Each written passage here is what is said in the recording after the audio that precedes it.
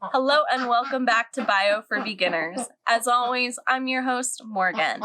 So the last couple of videos, we've walked through Mendel's 2 laws, and today we're going to get into some variation on Mendel's laws. So let's get into this.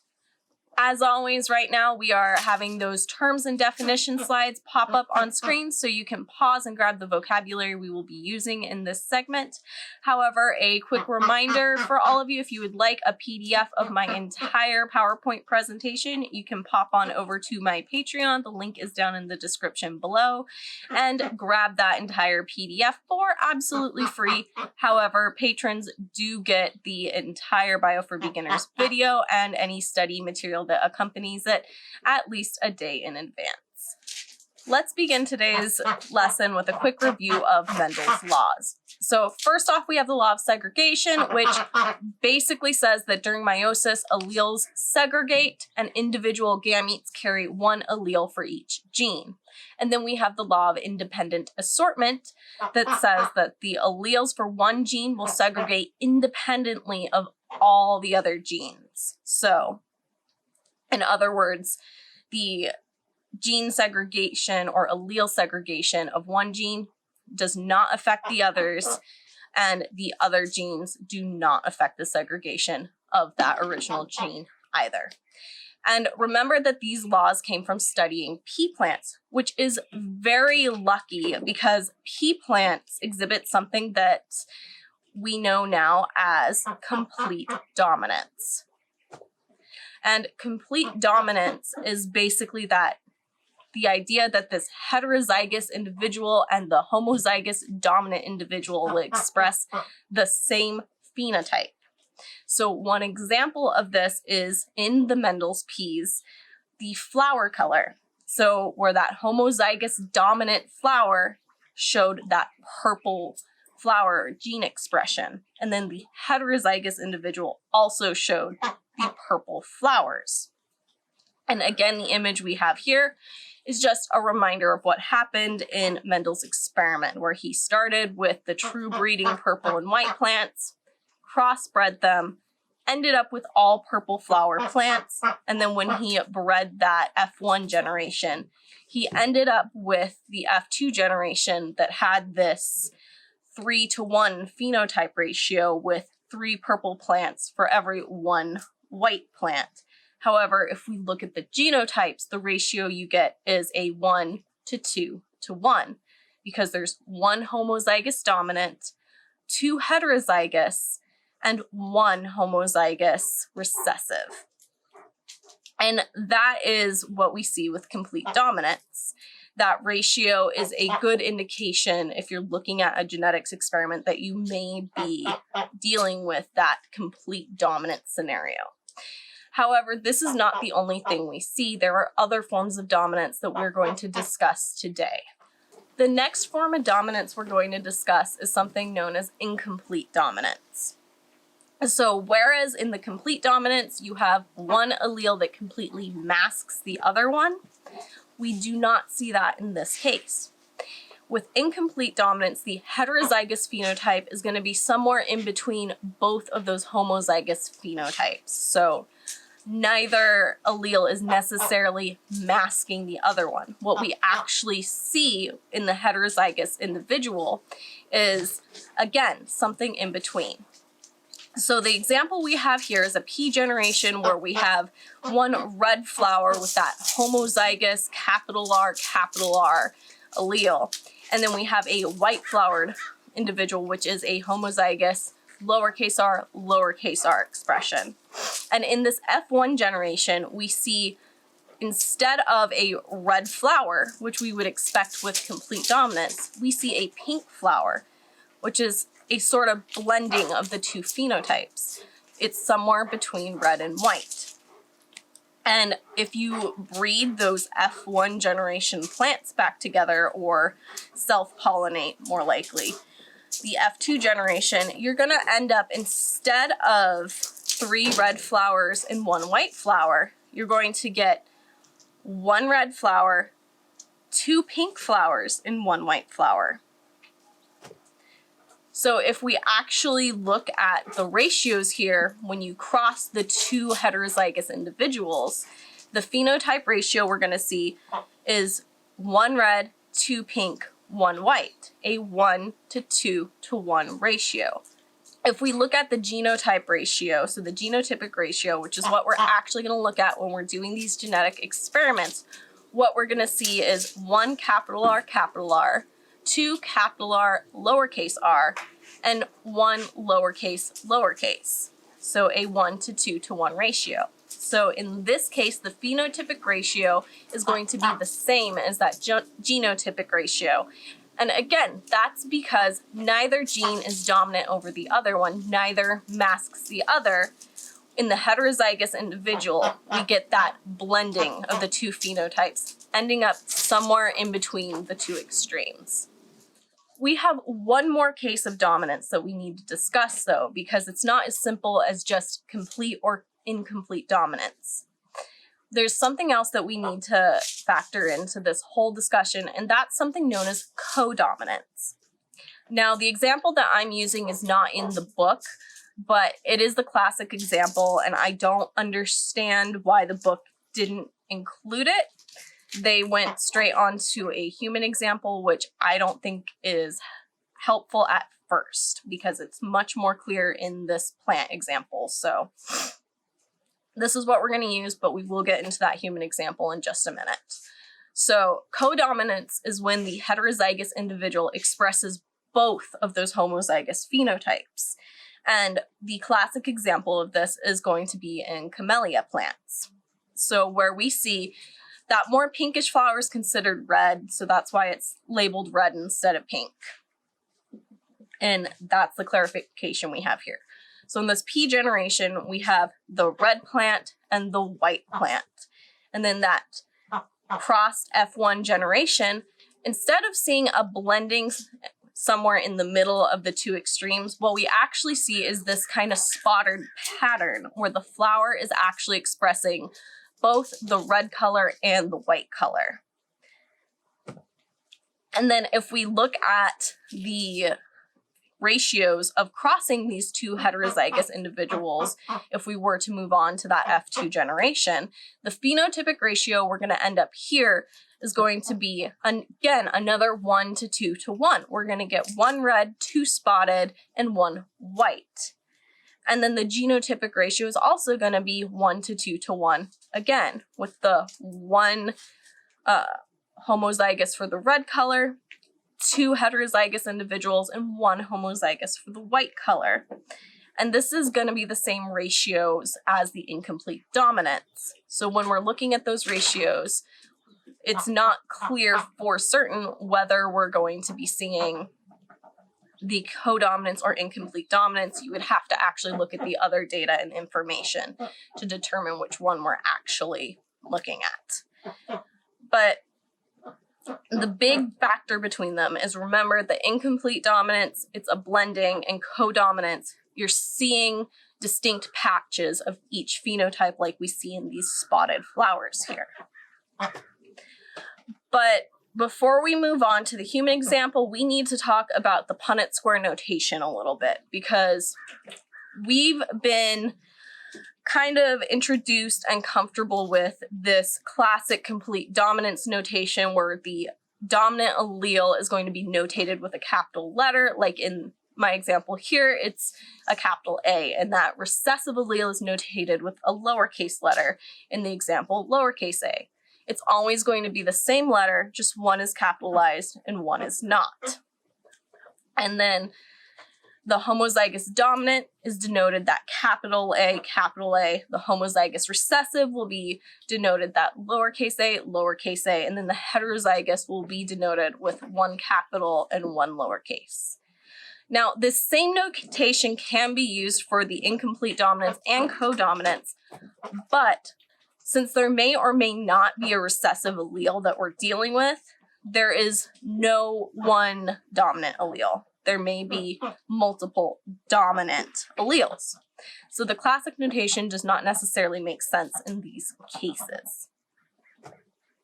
So the first alternate notation that you may see is where a different letter is used for each trait. So what we're seeing on the screen here, you see that the red allele is denoted with these capital R's, and the white allele is denoted with these capital W's. So you end up with red flowers being RR, white flowers being WW, and spotted flowers being RW.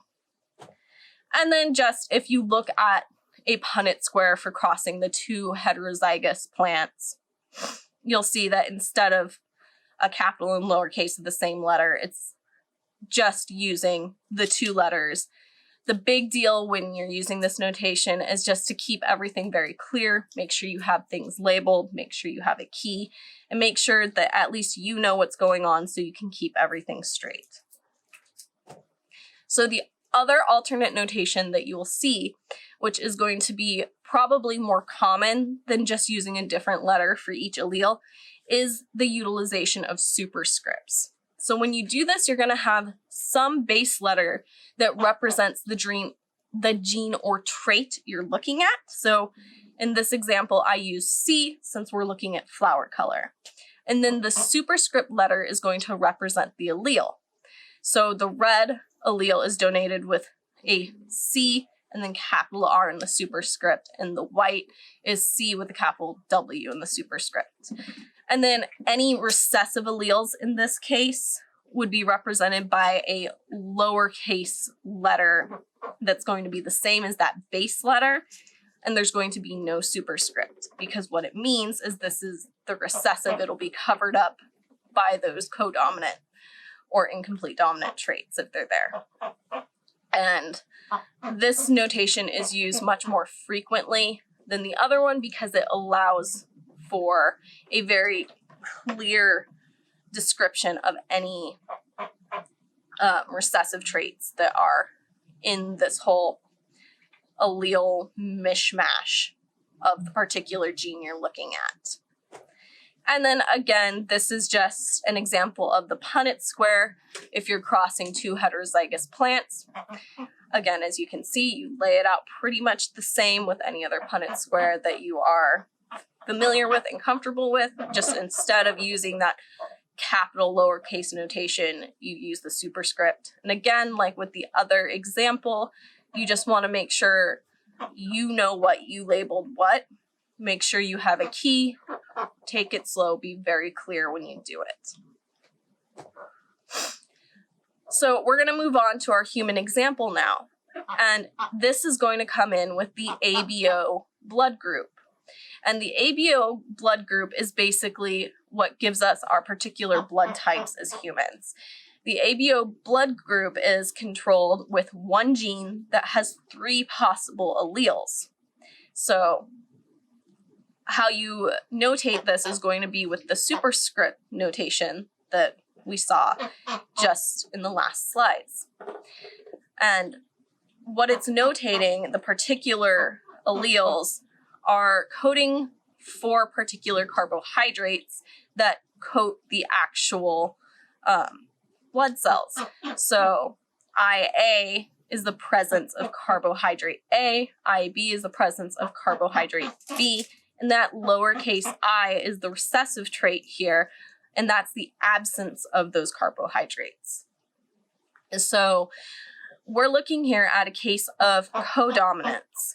IA and IB are codominant, whereas that lowercase I is recessive to both IA and IB. And the blood types that we have that are possible because of this codominance and recessive relationship are A, B, AB, and O. So if we blow up this table here, we'll see that for blood type A, you can either have this homozygous IA or a heterozygous IA lowercase I. In this case, the blood cell is going to have the carbohydrate A coding it, and the antibody that it's going to produce is going to be anti-B. So if that blood with the carbohydrate B were to be introduced into an individual with blood type A, that would be very detrimental, and the immune system itself would start attacking that carbohydrate B blood cells because the body produces that antibody for the carbohydrate B. It's recognized as a foreign thing. And so if you move to blood type B, again, you can either have the homozygous IB or the heterozygous IB lowercase I. And the blood cell would produce that carbohydrate B, and the body would produce anti-A. So you would not be able to introduce any blood in, say, a transfusion that had that carbohydrate A present. And then in the heterozygous case, where we have both IA and IB present, since they are codominant, the blood cells are going to have both carbohydrate A and carbohydrate B. And the actual antibodies that are going to be produced are neither anti-A nor anti-B. So in the case of AB, you don't make any antibodies, and you can accept blood in a transfusion case from any of the other blood groups because there's no reaction there. The body's not producing any antibodies for either of those carbohydrates. So what about that recessive case, the heterozygous recessive? Well, that's our blood type O. And blood type O doesn't produce either of those carbohydrates. However, the body does produce both anti-A and anti-B. So while blood type O can be given to any of the other blood types, it cannot receive any of the other blood types. So blood type O is the universal donor, and blood type AB is the universal receiver, because AB can receive blood from any source since it doesn't produce the antibodies, and blood type O can only receive from blood type O because it produces both anti-A and anti-B. But it can be given to any of the other blood types because there are no carbohydrates present. It's not going to be targeted by any antibodies in the other blood types. So now that we've talked about blood types, let's continue talking about blood for a little bit and talk about sickle cell disease. So sickle cell disease is also known as sickle cell anemia. And what this is the sickle cell allele causes red blood cells to produce abnormal hemoglobin proteins. Hemoglobin is the thing in your blood that helps you carry oxygen. And what results when this happens is this sickled shape that you can see in the image here, that kind of half-moon shaped cell next to all those other normal shaped red blood cells. That's the sickled cell. And so the issue here is that red blood cells with this sickled shape do not necessarily flow properly, and they may clog blood vessels. And since sickled cells do tend to be destroyed by the body fairly quickly, this can result in a low red blood cell count and anemia.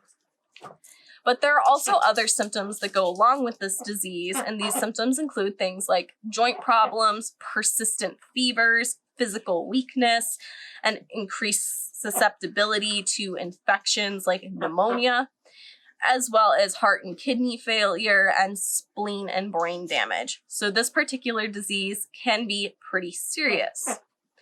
However, the interesting thing about this disease is that while it is a recessive disease, the trait itself is codominant. So what exactly does that mean? Well, the heterozygous individuals, so the carriers for the disease, since they don't express the disease, will produce both the sickled and normal red blood cells because they have the normal allele and also the allele that has this sickled thing happen. Only those that are homozygous for that sickled allele are going to usually experience those very negative effects of the disease. In the heterozygous individuals, they usually have enough normal red blood cells to kind of make up for any damage that the sickled cells do. And it's important to note that with these heterozygous individuals, it's thought that they may have an increased resistance to things like malaria, but our book doesn't really go into that very much. It's more focused on this whole recessive disease but codominant trait thing. So that's what we're going to focus on. And because this sickle cell disease does affect so many different things like the immune system and making anyone with the disease be more susceptible to infections and things like that, this particular gene is considered a pleiotropy, which is basically where the single gene is going to affect multiple carriers, because while the single gene only has to do with the hemoglobin formation, it affects multiple things throughout the body. It affects the heart, kidneys, all that fun stuff, and the immune system, as well as other things. So the important thing to remember here is one gene affecting multiple characters. So we just looked at a case where a single gene can influence multiple characters. But what if one character is influenced by multiple genes? Well, that is a thing that happens very commonly because biology is messy, life is messy, and this is known as polygenic inheritance. So again, you have one character being influenced by multiple genes, and one of the best examples of that is going to be skin color in humans. So in this hypothetical situation we have on the slide, we have a P generation where we have a very light-skinned individual that is recessive for all of the genes that control the skin tone, and a individual with very dark skin with the dominant trait for all of those genes that influence skin tone.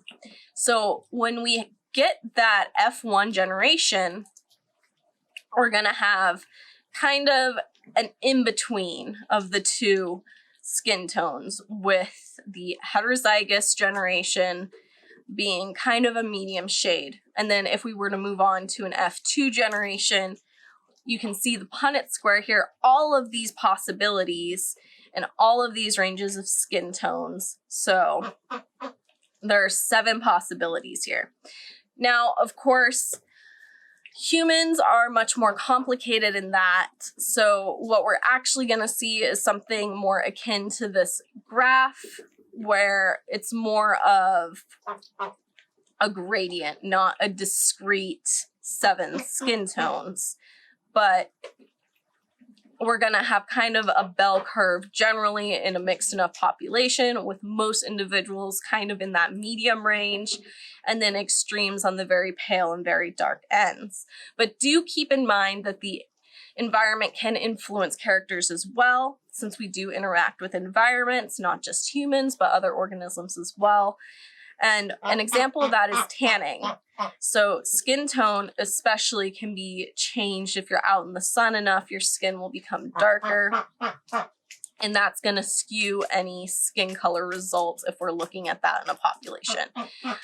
Again, keep in mind that this has been a hypothetical example, not actual experimentation, but skin tone is just one of the more dramatic characters that is controlled by multiple genes. So that's going to be the most kind of drastic thing that can be shown that you can also take back to your own life, because humans like to learn human examples, and this is also why we see such a wide array of skin tones in the overall human population. Well, that's all I really have for you guys this week. I know this one was a little bit shorter, but I'm sure you needed a break after looking at Mendel's laws for the last couple of weeks. So next week we're going to move on to some chromosome stuff, and buckle up for that because it might be a little confusing, but it's exciting, I promise. So have a wonderful rest of your day, afternoon, evening, what have you, and I will see you all in the next one. Thank you again for watching this video. Don't forget to like, comment, subscribe, and ring that bell if you would like to see more. And if you'd like to follow me on any of my other social medias, the links are down in the description below. Don't forget to check out thereptilegoth.com for all of my articles and blog posts. If you found any value in this video and you would like to help support the channel, please check out my Patreon page. That link is also in the description down below. And a special thanks goes out to my Diamond Dragon patron, Diane B. What you're doing is really helping me fund a dream here. I will see you guys all in the next one.